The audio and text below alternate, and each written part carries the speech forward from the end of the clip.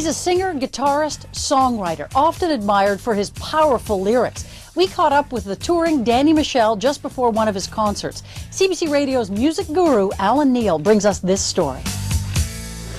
Welcome to Creative Block, the one and only Mr. Danny Michel, singer-songwriter extraordinaire. We've transported ourselves inside the cover of Feather, Fur and Fin. Not really. Where was that cover, actually? It's kind of unknown. A friend of mine went on a hike just in southern Ontario, hiking in the woods, and took that picture, and I looked at it and I was like, oh, that's a great picture. Where is that? And he said, I don't really remember, somewhere in this area, and I asked if I could use it, so yeah. I wondered how much you were inspired by nature when you're writing.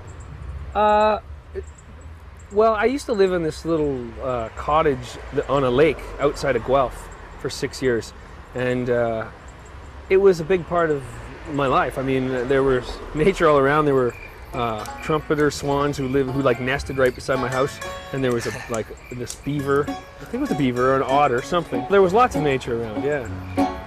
I went to the country to escape the noise and lights, and I laid there in the pine cones all night. What effect does that have on writing for you?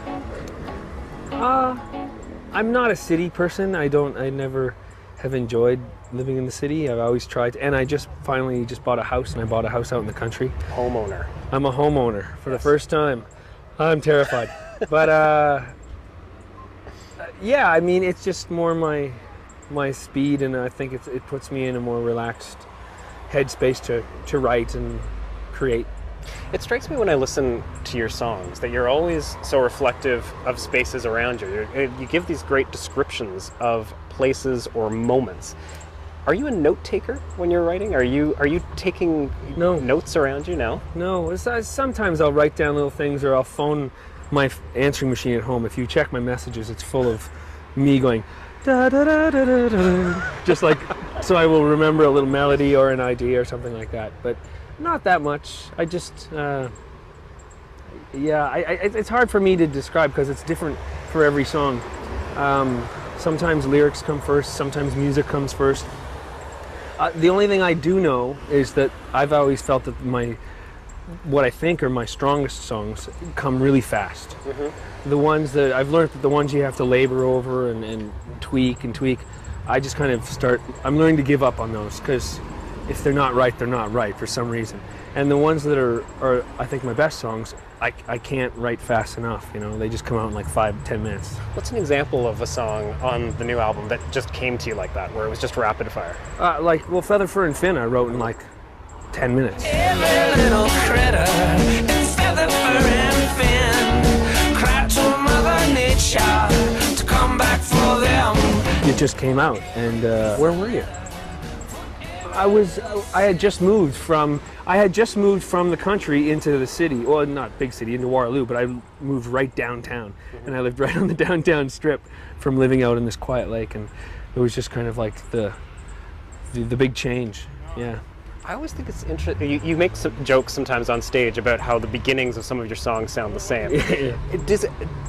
Do you often start the songwriting with the opening chord of the song?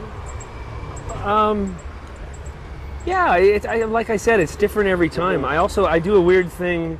I've heard other people do it, but I do a thing where I'll write titles and then write a song after.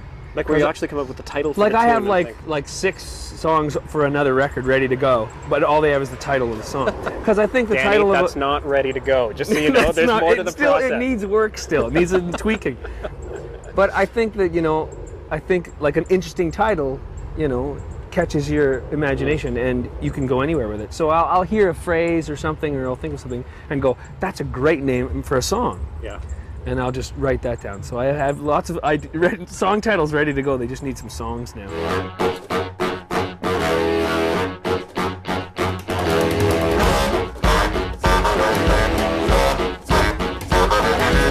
Were you a kid who was playing with words early on? No, I'm not a big reader. People always ask me about reading. I'm not a good reader. You're not a good reader? No. Like slow? Yeah, I think I have some ADD going on. I kind of start reading a book and then I go, oh, a bird, right? Squirrel. Yeah. And anything will distract me, and I have to concentrate so hard to stay in the book. So I have a hard time reading, actually. Yeah.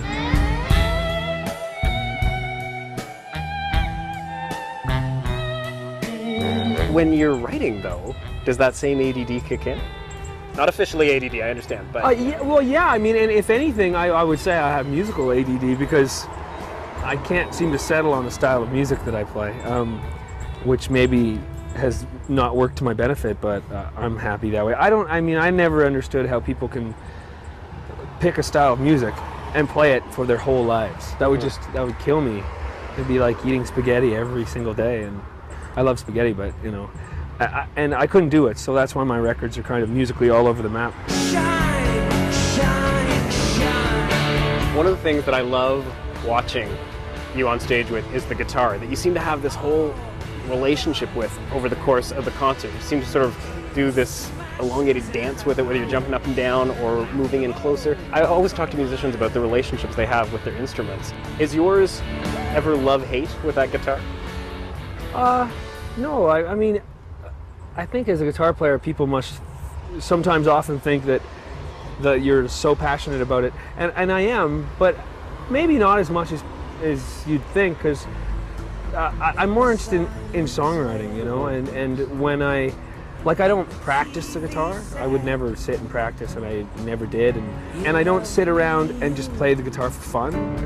I pick it up when I want to write a song.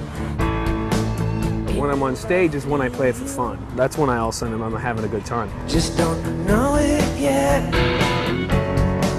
In your love me, you.